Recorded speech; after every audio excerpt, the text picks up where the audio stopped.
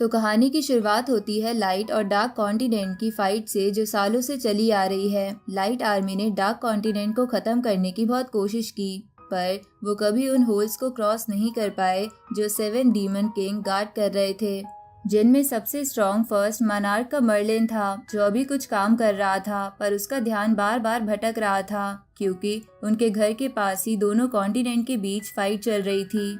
Merlin की sister लिलिट अपने charm magic से सभी ह्यूमन को आपस में लड़वा रही थी, लेकिन तभी लाइट किंगडम से एक नाइट उस पर अटैक करती है, जिससे लिलिट गिर जाती है और वो नाइट बताती है वो एलिस है और किंगडम की 233वीं हीरो है। लिलिट समझ जाती है उसका मैजिक एलिस पर काम नहीं कर रहा क्योंकि वो लड़की है, इसलिए लिलिट एलिस के पास पहुंच जाती है और उसे मारकर दूर कर देती है।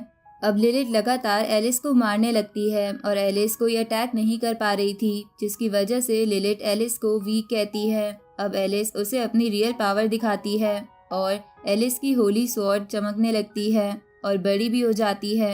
लिलिट तब हैरान होती है जब उसका अटैक एलिस की स्वॉर्ड से लगते ही टूट जाता है। एलिस बताती है कि उसकी होली स्वॉर्ड किसी डार्क क्रिएचर को पास नहीं आने देती। अब एलिस काफी तेजी से लिलिट के पास आती है और उस पर अटैक करके उसे पकड़ भी लेती है। सारे सोल्जर्स एलिस के लिए चीयर करने लगते हैं और यहाँ मर्लिन को काफी गुस्सा आ रहा था। तभी वहाँ एक सेज आ जाता है जो अपना अल्टीमेट अटैक करने की परमिशन मांगता है, जिससे एक बार में सारे डीमन खत्म हो जाएंगे। पर एलिस ऐसा करने से मना करती है क्योंकि उसका मानना है सिर्फ डीमन किंग को मारने से सब ठीक हो जाएगा। पर सेज किसी की नहीं सुनता और अपना अल्टीमेट अटैक कर देता है, जिसमें आसमान से काफी बड़ी वेल नीचे आने लगती है, जिससे हर डीमन मर जाएगा। सेज बताता है उन्हें ऐसा ही कुछ करना होगा, तभी वो डीमन किंग को हरा सकते हैं, वरना वो सब मारे जाएंगे। तभी वहाँ मर्लिन अपने लोगों को बचाने आ जाता है और लैंडिंग करते हुए गलती से एलिस पर गिर जाता है।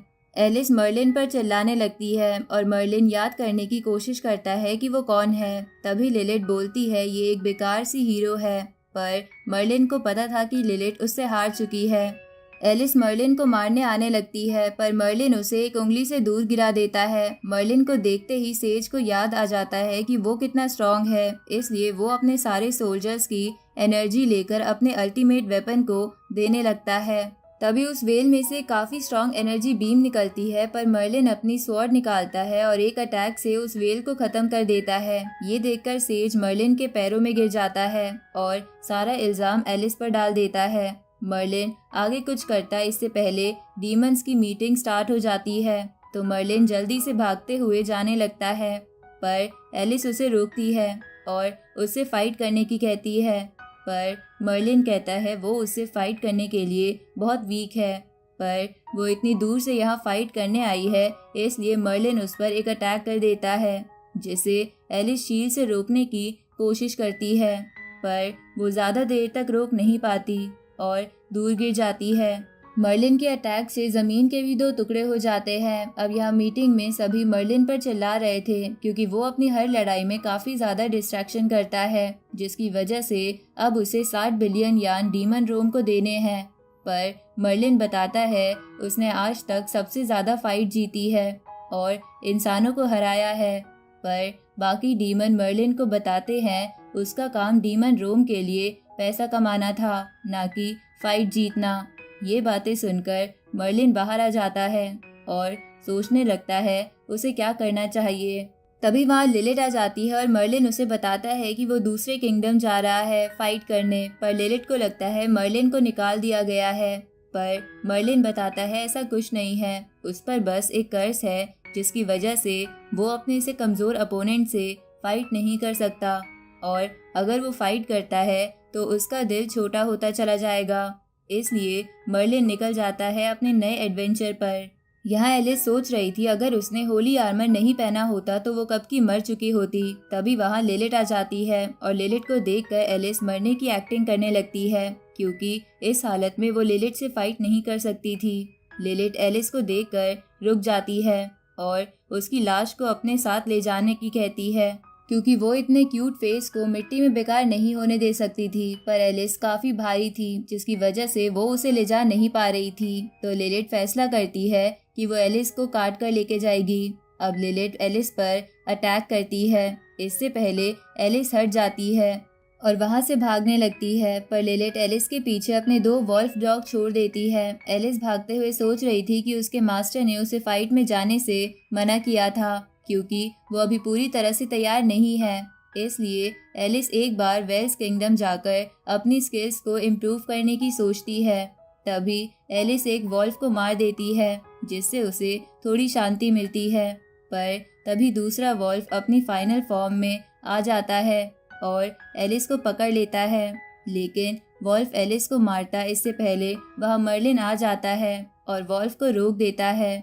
मर्लिन वॉल्फ से कहता है कि वो लड़की उसकी अच्छी सर्वेंट बनेगी, इसलिए अब से वो लड़की उसकी है, और ये बात लिलिथ को भी बताने की कहता है। अब मर्लिन एलिस को नाव में चक्कू चलाने का काम देता है। एलिस को ना चाहते हुए भी उसकी बात माननी पड़ती है, क्योंकि मर्लिन काफ़ी स्ट्रॉन्ग है।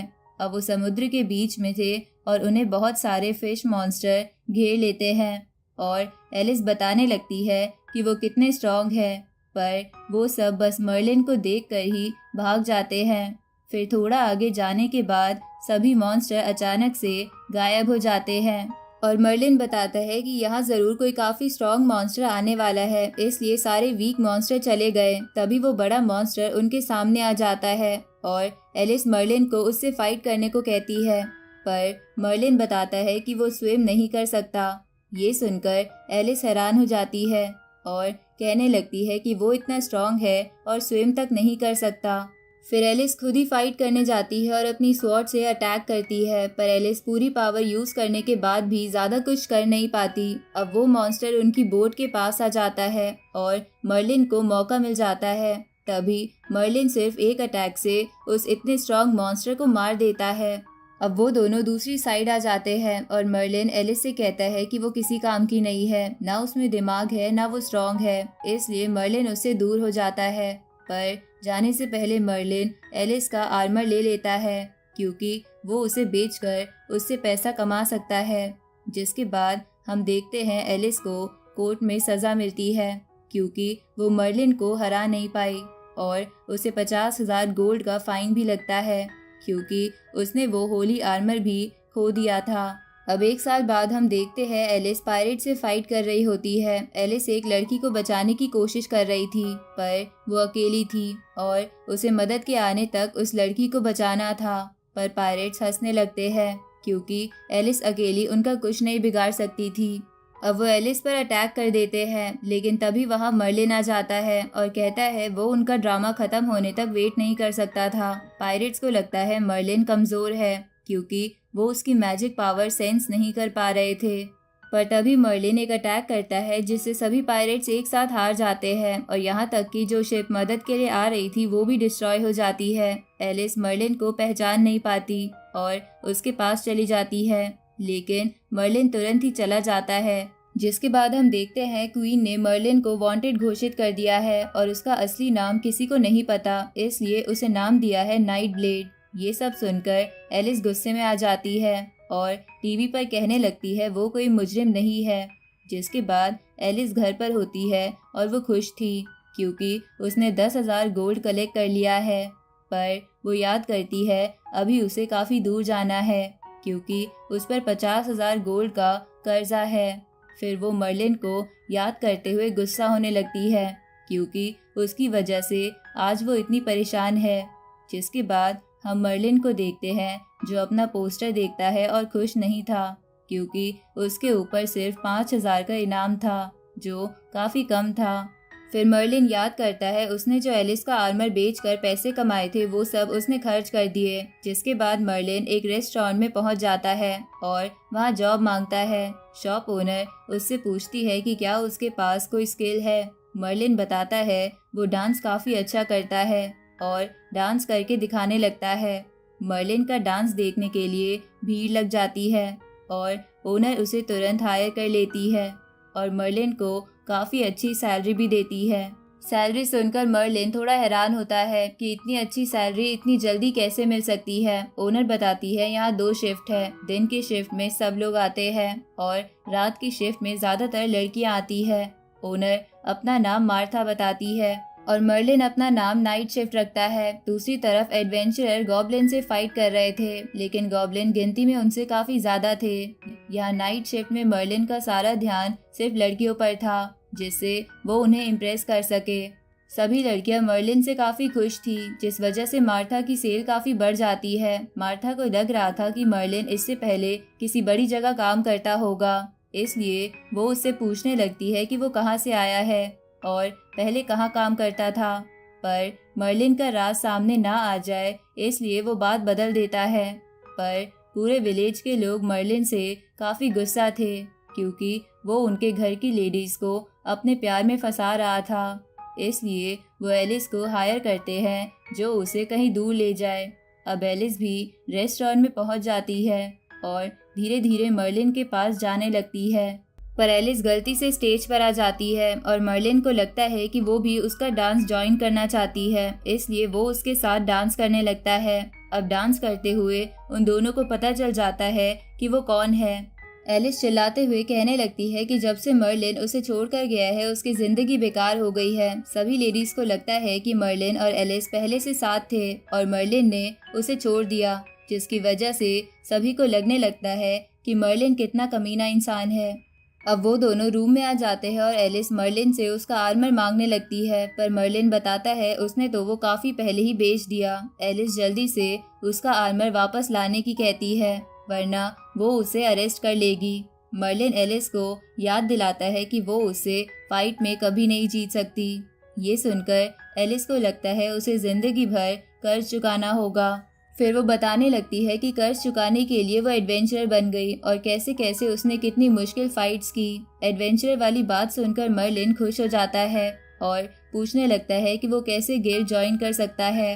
तभी हम देखते हैं कि विलेज के गेट पर एक एडवेंचरर आ जाता है और गेट खोलने की कहता है, पर गार्ड्स मना कर देते हैं क्योंकि रात हो चुकी है। पर वो एडवेंचरर बताता है कि उसके सभी साथी मर चुके हैं, इसलिए उसे अंदर आना है। गार्ड्स गेट खोल देते हैं और वो एक जाल था। सभी गॉब्लिन विलेज में आने लगते हैं और वो एडवेंचरर गॉब्लिन जिया से उसकी सिस्टर को छोड़ने की कहता है, पर वो उसकी बात नहीं सुनती। यहाँ एलिस सोच रही थी कि मर्लिन एडवेंचरर क्यों बनना चाहता है। तभी एलिस देखती है कि विलेज पर अटैक हो गया है। मर्लिन अपना काम कर रहा था और कुछ गॉब्लिन रेस्टोरेंट में आ जाते हैं, पर मर्लिन उन्हें बाहर फेंक देता है। ये देखकर सभी काफी खुश होते हैं, पर मार्था का बेटा घर में नहीं था, इसलिए वो उसे ढूंढने बाहर चली जाती है। रेस्टोरेंट में जितने भी गॉब्लिन आ रहे थे, मर्लिन उन्हें बाहर फेंक रहा था। पर तभी उसे याद आता है अगर मार्था को कुछ हो गया तो उसे उसके पैसे नहीं मिलेंगे। मार्था अपने बेटे का नाम चिल्ला रही थी, पर गॉब्लिन वहां आ जाते हैं। मार्था उनसे भागने की कोशिश करती है, पर वो पकड़ी जाती है। मार्था का बेटा भी ये सब देख रहा था और वो अपनी मदर की मदद करने की कोशिश भी करता है, पर डर की वजह से उसकी बॉडी हिलती ही नहीं। मर्लिन विलेज में आराम से घूम रहा था और उसे ये सब देखकर डीमन रोम की याद आ रही थी। तभी उसके सामने कुछ गॉब्लिन आ जाते हैं और मर्लिन उन्हें चले जाने की कहता है, क्योंकि वो उसकी कर्ज वाली प्रॉब्लम ठीक नहीं कर सकते। पर वो मानते नहीं और मर्लिन पर अटैक कर देते हैं, पर उन्हें पता तक नहीं चलता और मर्लिन उनके कई टुकड़े कर देता है।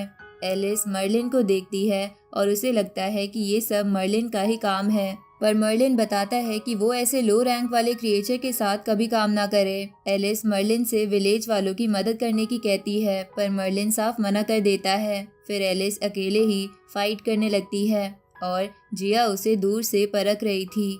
तभी अचानक से जिया एलिस पर अटैक कर देती है और एलिस कम नहीं थी और जिया को लात मारकर दूर कर देती है। जिया गॉब्लिन को एलिस पर अटैक करने की कहती है, पर तभी एक गॉब्लिन की मदद से उसे पता चलता है कि मर्लिन कितना स्ट्रांग है और उसे लगता है कि मर्लिन इंसानों की तरफ से है, इसलिए वो सभी गॉब्लिन को लेकर चली जाती है।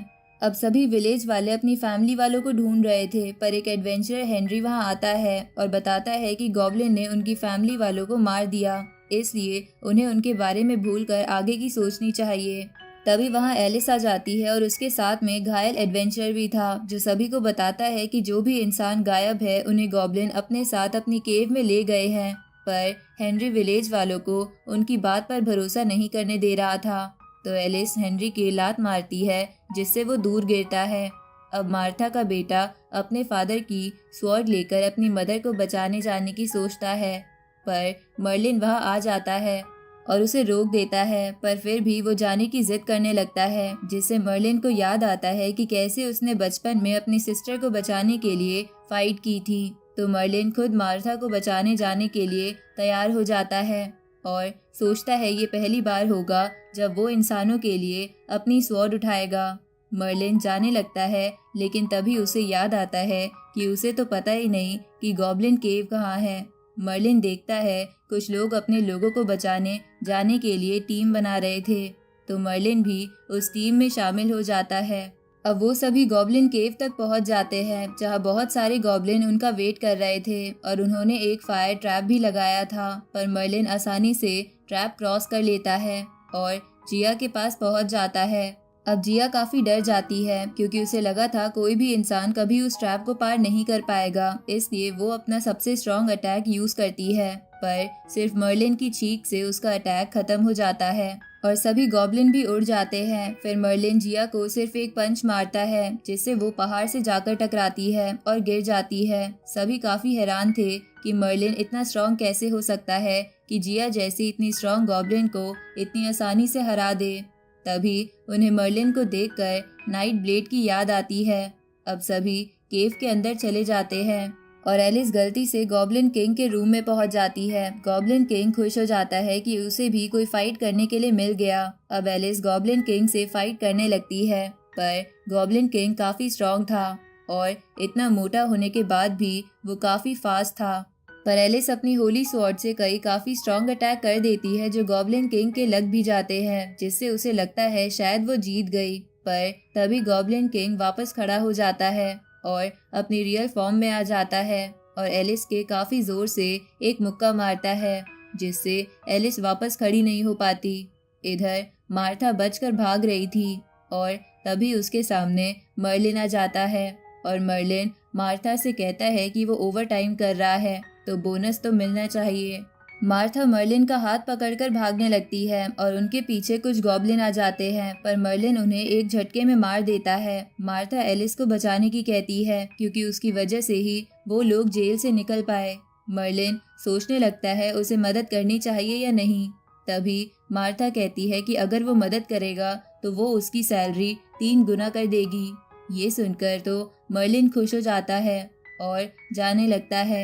अब मर्लिन जल्दी से गॉब्लिन किंग के रूम में पहुंच जाता है और गॉब्लिन को ना देखते हुए वहां रखे गोल्ड को देखता है। मर्लिन एलिस को अपने पास ले आता है और गॉब्लिन का एक हाथ भी काट देता है, पर वो जल्दी ही अपना हाथ रीजनरेट कर लेता है। गॉब्लिन मर्लिन से पूछ रहा था कि वो कौन है, पर मर्लिन के दिमाग में सिर्फ ये चल रहा था कि एलिस को चोट लगी है, इसलिए कहीं मार्था उसका बोनस कम ना कर दे।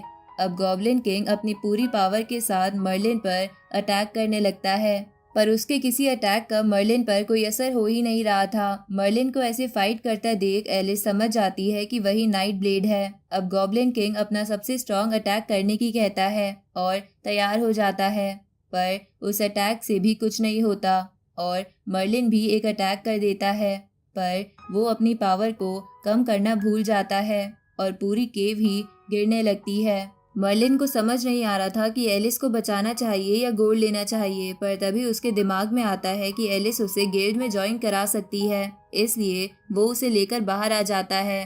बाहर आकर मर्लिन अंदर के गोल्ड के लिए परेशान होने लगता है, पर सभी को लग रहा था मर्लिन एलिस के लिए चिंता कर रहा है। मर्लिन एलिस को घर ले आता है और उसे जल्दी से गिल्ड में ज्वाइन होना था, इसलिए वो उसे अपने डीमन वाले तरीकों से हील करता है। अगली सुबह हम देखते हैं कि एलिस ठीक हो चुकी है और जैसे ही मर्लिन उसके पास आता है वो उसे मारने लगती है, क्योंकि उसे लग रहा था मर्लिन ने उसका फायदा उठाया।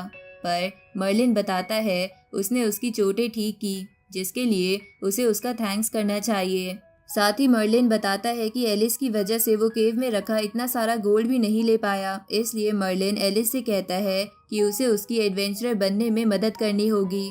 जिसके बाद एलिस मर्लिन को गिल्ड में ले आती है, लेकिन जब उसकी पावर चेक की जाती है तो क्रिस्टल में कुछ होता ही नहीं, जिसकी वजह से सभी को लगने लगता है कि मर्लिन काफी कमजोर है, पर ऐसा नहीं था। इसलिए मर्लिन गिल्ड के सबसे स्ट्रॉन्ग इंसान को फाइट के लिए चैलेंज करता है पर गिल्ड मास्टर खुद चैलेंज एक्सेप्ट कर लेता है। गिल्ड मास्टर काफी घमंडी दिख रहा था और कह रहा था कि आज से पहले भी कई लोगों ने उसे चैलेंज किया है पर कोई जीता नहीं और उसे सिर्फ मर्लिन को हराना है, उसे चोट नहीं पहुंचाना। पर मर्लिन उसकी कोई बात सुन ही नहीं रहा था। जैसे ही फाइट शुरू होती है, मर्लिन लाइट की स्पीड के साथ गिल्ड मास्टर की तरफ आता है, जिससे पूरा हॉल डिस्ट्रॉय हो जाता है। सभी को लग रहा था कि ये सब गिल्ड मास्टर ने किया, पर मर्लिन आराम से बाहर आता है और पीछे खड़ा गिल्ड मास्टर मर्लिन को गिल्ड ज्वाइन करने देता है। पर डर से उसकी पैंट तक गीली हो चुकी थी। मर्लिन काफी खुश था कि अब वो भी एडवेंचरर है और एलिस को उसके रिवॉर्ड का 10% देने की कहता है। पर एलिस को मर्लिन के साथ नहीं रहना था, इसलिए वो उसे छोड़कर चली जाती है। पहले तो मर्लिन को फर्क नहीं पड़ता, पर तभी उसे याद आता है उसके पैसे खत्म हो चुके हैं और बिना पैसों के अकेले रहना काफी मुश्किल है। फिर वो चुपके से एलिस के घर में घुस जाता है और उसके घर में रहने की कहता है और सिर्फ 1000 गोल्ड के बदले एलिस को प्रोटेक्शन भी देने की कहता है। पर एलिस लात मारकर मर्लिन को घर से निकाल देती है। मर्लिन पूरे मोहल्ले में ड्रामा करने लगता है, जिससे सभी को लग रहा था एलिस ने अपने बॉयफ्रेंड को घर से निकाल दिया। इससे एलिस की रेपुटेशन खराब हो रही थी, इसलिए ना चाहते हुए भी मर्लिन को अंदर बुला लेती है। अब मर्लिन एलिस को एक नया ऑफर देता है कि अगर वो उसे अपने घर में रहने देगी तो वो फ्री में उसे प्रोटेक्शन देगा। एलिस मर्लिन पर कई अटैक करने की कोशिश करती है, पर मर्लिन हर अटैक से बच जाता है और एलिस के बेड पर लेट जाता है। फिर मर्लिन एलिस को ब्लैंकेट में लपेटकर सुला देता है। अगले दिन उन्हें एक मिशन मिलता है और वो ए रैंक का मिशन था और अभी मर्लिन अकेले इतने हाई रैंक के मिशन पर नहीं जा सकता था, इसलिए वो एलिस को उसके साथ चलने की कहता है। पर एलिस किसी और के साथ चली जाती है। अब मर्लिन होप्स को अपने साथ चलने के लिए मना लेता है और तभी वो देखते हैं कि एक हाई रैंक नाइट उनकी तरफ आ रहा है और होप्स मर्लिन को बताता है कि उन्हें उसके रास्ते से हट जाना चाहिए।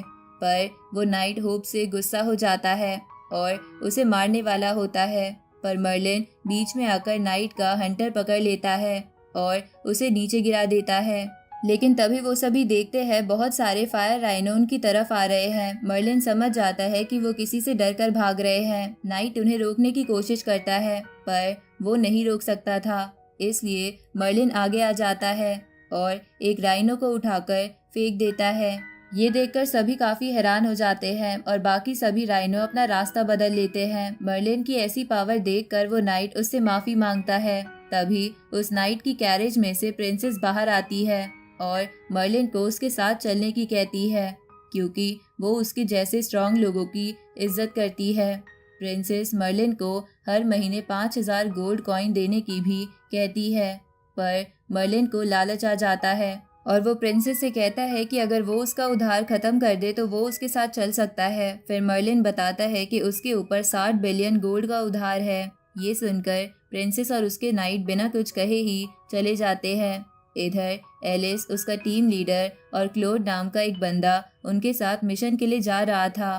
क्लोड उन्हें बताने लगता है कि इस दुनिया में कितने स्ट्रांग लोग हैं और क्या कुछ चल रहा है, पर एलिस नाइट ब्लेड की तारीफ करने लगती है कि वो भी बहुत स्ट्रांग है। पर तभी उनकी कैरेज के आगे वही फायर राइनो आ जाते हैं, जिससे वो सभी काफी डर जाते हैं क्योंकि वो बहुत सारे थे। पर क्लोड उन्हें अपनी पावर दिखाने की कहता है और एक ही अटैक में सभी फायर राइनो को मार देता है। एलिस को मिशन वाली जगह पर पहुंचने में शाम हो जाती है और वो देखती है मर्लिन वहां पहले से है और लड़कियों के साथ बैठकर मजे ले रहा है। इससे एलिस को गुस्सा आ जाता है और वो मर्लिन से लड़ने लगती है। सभी को लगता है एलिस मर्लिन को दूसरी लड़कियों के साथ देखकर चिढ़ रही है। एलिस को ये सब सुनकर बहुत गुस्सा आता है, इसलिए वो अकेली जंगल में चली जाती है। फिर एलिस का टीम लीडर मर्लिन को कल का मिशन के बारे में बताकर डराने की कोशिश करता है कि उन्हें एक ऐसे मेज का सामना करना है जो हजारों सालों से जिंदा है और आज तक जो भी उसे मारने गए हैं वापस जिंदा नहीं आए। मर्लिन को ये सुनकर कोई फर्क नहीं पड़ रहा था। इधर एलिस गुस्से में जंगल में थी, तभी उसे क्लोड दिखता है जो अकेला कहीं जा रहा था, तो वो उसका पीछा करने लगती है और क्लोड एक पोर्टल ओपन करता है जिसमें से कोई खतरनाक मॉन्स्टर क्लोड को कुछ ऑर्डर देता है। लेकिन तभी एलिस आवाज कर देती है और क्लोड समझ जाता है कि यहाँ कोई है जो उसकी बातें सुन रहा है।